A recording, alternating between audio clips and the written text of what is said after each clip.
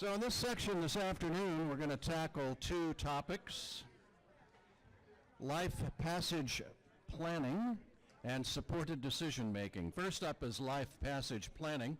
Stephen Dale is a disability rights advocate and spends a whole bunch of his time attending disability rights activities, and that includes legislative hearings and serving on boards and committees of disability rights organizations.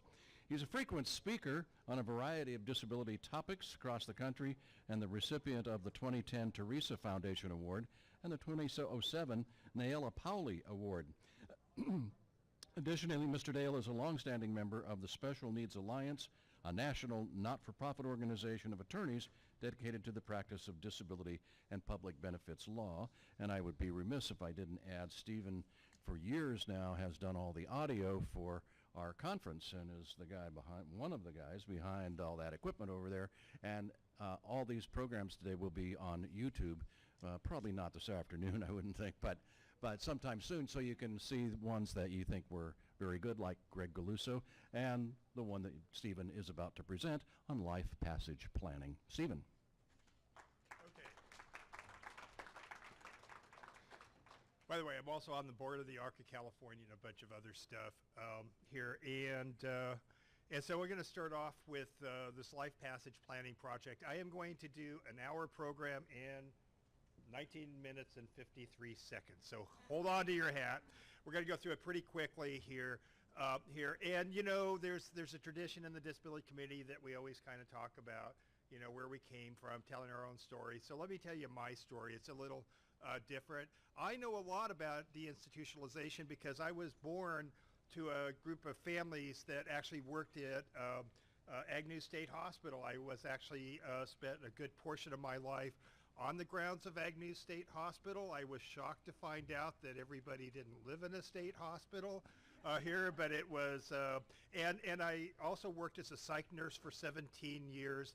The picture up here, and I won't spend a lot of time, but the fella here with all the hair, that was me. That was some time ago here. The fella next to him, that's my father, who was a psych tech and worked in facilities, institutions for 40 years. The fellow holding the baby, that's my grandfather. He was the equivalent of a psych nurse here. He worked in the institutions for 35 years. The little fellow down there in the bottom, he's 40-some years old. That's my son. He did not follow the family the family business. The thing that I ran into, and I was just kind of reflecting today where we are, where we came from, where we are, and where we went to. I thought that when I became a psych nurse, I did it for 17 years. I was actually the union president at Sonoma Developmental Center during the Cofeld years, but that's a whole different story. I remember the first time I saw a regional center caseworker, my first thought was, this is going nowhere. Well, isn't that funny how that works? And by the way, I am certainly not in favor of institutions. They're antiquated ways of taking care of folks, and they need to go. But the thing about this, as we talk about this, is that what we do have is, how do you provide services for persons with disabilities here, whether they're in an institution, whether they're in a community program, whether they're living on their own and that kind of thing, and how do you do that and try to be as person-centered as you can. Suzanne's going to talk about something that's really focused on this, but how I came to this is that in my whole quest as a civil rights attorney and eventually becoming a special needs trust attorney, I've been focused on systems pretty much my entire life on how do we provide those services in a person-centered way here and an efficient way. And so oddly enough, I became the trustee of the Golden State Pool Trust, I think 7 years ago, temporarily. That apparently didn't mean what I thought it did. So I have 250 beneficiaries who have a whole lot of time on their hands. And for some of them, as we all know, the disability community is very diverse. We have a lot of self-advocates who don't need a lot of help trying to figure out what they need. And if you help them, they'll probably hurt you here. We have a lot of folks who are going to need some help. We have some folks who need a lot of help. And that's the diversity of the community we work with. And so the problem that we have is that a lot of pooled trusts, what a pooled trust is, it's kind of like a cross between a special needs trust and a 401k. You don't traditionally get your own document. What you get is an account, and they tend to be fairly efficient, but they tend to work as call centers as well. So how do you make those deliveries of services? And so the board here, and the executive director and myself and my wife, who is very involved in trying to figure out how to get services together, we were trying to figure out how can we do a better job. Now, we looked at all sorts of different models across the country, and on our board, which our board is run by the North Bay Housing Coalition, we have a couple of supported living services agencies there, and they were saying, well, why are you trying to create a new model? Why don't we just tap into the existing models that exist and work with them? Now, we serve folks with developmental disabilities, folks with mental health issues. We deal with folks with aging issues, physical disabilities, and that sort of thing. But the problem is always, how do you make that connection also in a way that will make more economic sense? So this is so what this project is, it's for special needs trust trustees. We're focused mostly on pooled trust right now, but this will be open to any trustee. It'll be open to corporate trustees, private professional fiduciaries, pooled trusts, and I can imagine that eventually it may be open to families as well. There's no, as you're going to see, there's no set rules. It's an open architecture here, and quite frankly, the reason I wanted to present this today, beyond the fact that Jordan told me I had to here, is that, you know, I want to solicit any of you that are interested in, if this project interests you, in that we need your input.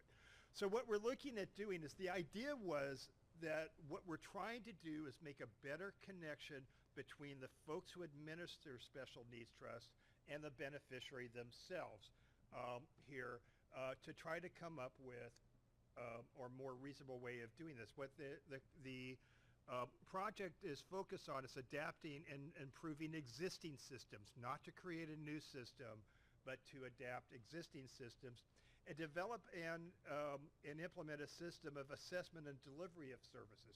If you look at this, I, as the trustee of the Golden State Pool Trust, I can't say to an agency, say, I have a beneficiary that has some needs, go take care of them and fix them. You know, it doesn't work like that. You know, what we need is someone who's going to go out, interact with the beneficiary, interact with family, interact with the supports, and come up with what it is this person needs, come back to me so I can contract with them, identify what it is, and delegate that back to the agency here. So we need some sort of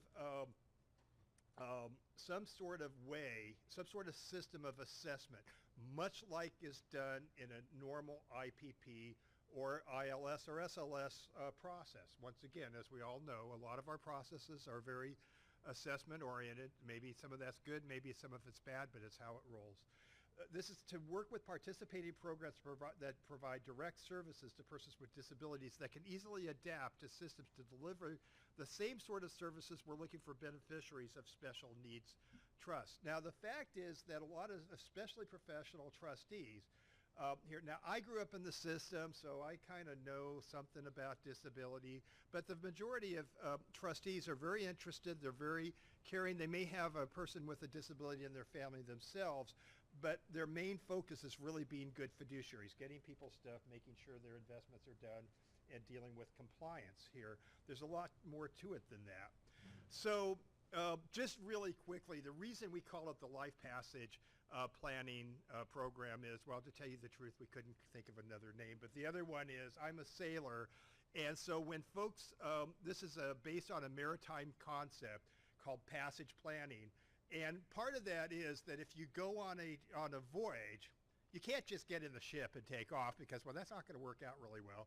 You got to go through a process of appraisal, planning, execution, and monitoring. That's pretty close to what we're doing. Kind of the thing about this is, like, if you were going to take a ship from Nantucket to Zanzibar, you better have a plan, okay, or you're going to end up on the rocks and everybody's going to be upset. So, you know, we're all on a journey, so that's what we're up to. So about this, and I'm running through this as quickly as I can, this is a program that is funded by the Smith Trust, who has been such a great supporter of our community, not just for this, but for many programs, and they really are looking for innovative programs. This is done under a law school called Stetson University. Here, law school, I'm sure you've never heard of them, but they are the rock stars in the special needs industry, and they are very involved in this, very interested. We also have John Dickerson, who's the former executive director of the Arc of Indiana and the founder of the Arc of Indiana Master Trust, one of the largest pool trusts in the country here. And myself, where I could spend the rest of the time and even more talking about myself, but let's talk about the project. Okay, so what is the need that we're trying to address? Special needs trusts really are relatively new. They've been around for over 30 years, but they've really been very active for the last 30 years. And they're really based a lot of it around the fact that many of our benefit programs, SSI, Medi-Cal, Medicaid, and other states here have severe restrictions on the access that a person with a disability can have over those assets. And without them, for many, not all, there's a lot of core services they wouldn't qualify for. The trustee almost has what's called absolute discretion. That's how they stay qualified for benefits here. But, you know, this has been a whole industry that's been developing. And I'll tell you, one thing that has been problematic for me as a disability rights advocate is that, you know, it's been my observation that the special needs trust industry and the disability community don't really work that well together. And this is an opportunity to bring those worlds together to better serve the community that we're here to serve. Pooled trusts, we're focusing initially on pooled trusts because pooled trusts will usually have larger groups of folks. We're a little trust. We have 250 beneficiaries. Here, the WISPAC has 12,000 beneficiaries. We're going to see more and more pooled trusts as they come along. And there's all sorts of, you know, one thing that's true in the disability community is there is not a single answer for the disability community.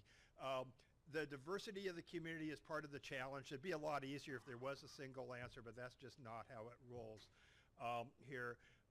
But pool trusts normally don't have minimums, and so what we're seeing is a lot of corporate trustees that traditionally did this work have raised their minimums. For instance, Wells Fargo here has a special needs trust department, but their minimum is $1 million. There's a lot of folks who don't have $1 million to leave to their disabled child here. So the thing with it is that what happens with most pooled trust and professional trustees is when they run into a problem that they can't resolve, either with natural supports. We're not looking at doing this to replace natural supports or here or any other assistance. We're looking at this to add to this. But usually when you need assistance, you hire a care manager at about $150 an hour is kind of the average here in California. And part of this was, can we find a better and least expensive way here? And what we're looking at is that we have 4 test agencies, and one of the agencies is the Arc of Los Angeles and Orange County, who is looking at being one of the test agencies here, that we're contracting with this, and they're setting their own fees. Basically something around twice what the government gets, although trying to figure out what exactly the funding is for these programs has been mind-boggling for me. And we're focused initially mostly on supported living and independent living services agencies, because what we found is most of the needs of persons with disabilities, these agencies already provide them. They already have training. They already are bonded. They've already had their background checks. And the amount of the training and assistance they need to adapt is fairly modest here. How are we going to meet this challenge? One of the outcomes is to have a more person-centered program. In the little bit of the test time that we've done this, we've had a number of situations that by just having a real live person go out and see these folks, and a lot of them are folks with mental health issues, some are IDD, some have physical disabilities and that kind of thing, but to take part of the system that's been developed in the Lanterman process here and be able to apply across disabilities has been really profound for the beneficiaries here. And the other part of this is to try to get some non-governmental monies to the agencies. I'm of the belief, and I hope I'm wrong, but I fear that agencies that are totally dependent on government money it wouldn't take much with a pen to wipe them out. And we came really close here when we had our budget problem a while back. And were it not for the Lanterman Coalition and a lot of work that Tony did, you know, a lot of agencies that we have today would probably be gone. The workers of the agencies having a higher salary. You know, as a direct service worker myself, here, I don't think there is anything more honorable than providing assistance for a person with a disability. It's just really too bad that the pay is so poor. And as many of you know, the turnover in these agencies is just astounding. Ideally, by providing another stream of income here, we could put more stability to the programs here, which would be good for all persons with disabilities. How are we doing for time? Am I pretty much done? I think I have 5, so. Okay, so anyway, with this, what I'm going to do here is that that's a basic description of the project here. We're doing this in phases. We're starting this off in California, and then we're already talking to other states that are eager to implement this program. Here, the targeted populations are going to be all folks with disabilities. I serve a lot of folks with mental health, and you know, a lot of the services there are pretty easy to identify because there are none, okay? And this will take services here that we have here and be able to use them in the right situations for people with mental health issues. Here, this will bring services from our system to all persons with disabilities. Eventually, it'll create a network that is available to trustees of special needs trusts across the country here to better serve and once again focus on more than just getting people stuff. Some of the cases we've worked on, they're helping, the agencies are helping them get employment. Traditionally, this is not what a special needs trust trustee does. They're helping them with an immigration status in another case. They're helping them learn to budget and all these sorts of things. And we're also looking at all sorts of different ways to apply this. So here's the thing in the end. What can you do? If you are a direct service provider, I would very much be interested in talking with you, or at least getting an email from you and getting you engaged here. We have a listserv where we're getting information from different groups, and once again, we're doing different focus groups to make sure that we're serving all the different factions involved, and ideally we're going to pull it together. Here, trustees and advisors of special needs trusts, financial and tax advisors. Once again, this is a growing industry. This isn't for everybody. We figured, you know, once again, there's a lot of folks that are able to advocate for themselves and don't need assistance with their supports, but there's quite a few that do. And it has an open architecture that can be used in a bunch of different ways. So if you are interested in this, one is I have a limited amount of cards up here because I am your AV guy too here. And I should mention, Al volunteers a couple of days. Look at that. This guy's great. And he's actually pretty good company. You'd be surprised, okay? So once again, to learn more, send me an email at steve@gspt.org for Golden State Pool Trust, or come up and give me your card or whatever. And in the tradition of sailors, fair winds and following seas to all.